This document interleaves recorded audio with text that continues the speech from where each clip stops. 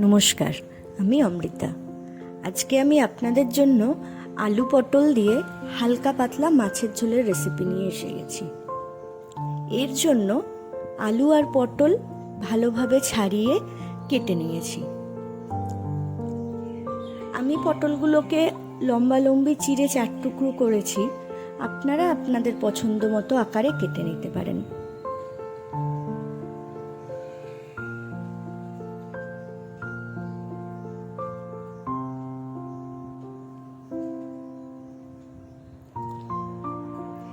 আলু পটলগুলো কাটা হয়ে গেলে মাছে সামান্য লবণ, হলুদ আর পাতিলেবুর রস মিশিয়ে আধ ঘন্টা মতো রেখে দেব।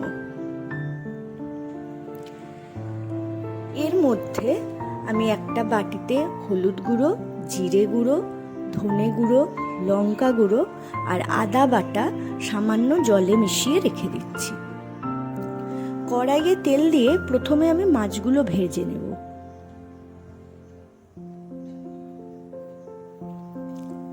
মাছ ভাজা হয়ে গেলে ওই তেলেই আমি আলু পটলটাও ভেজে নেব, সামান্য লবণ আর সামান্য হলুদ দিয়ে।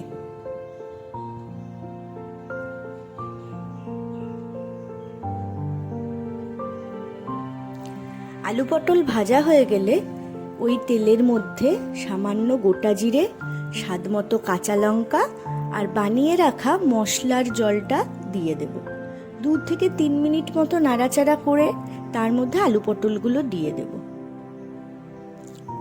এবার গ্যাস সিমে রেখে নাড়াচাড়া করে যখন পুরো মশলাটা থেকে তেল বেরোবে তখন তাতে সামান্য গরম জল দিয়ে ফুটতে দেব। যখন আলু পটলগুলো সেদ্ধ হয়ে যাবে তখন ঢাকা তুলে মাছ দিয়ে আবার 5 মিনিট মতো ফুটিয়ে নেব। তাহলেই তৈরি সুস্বাদু আলু পটল দিয়ে মাছের ঝোল।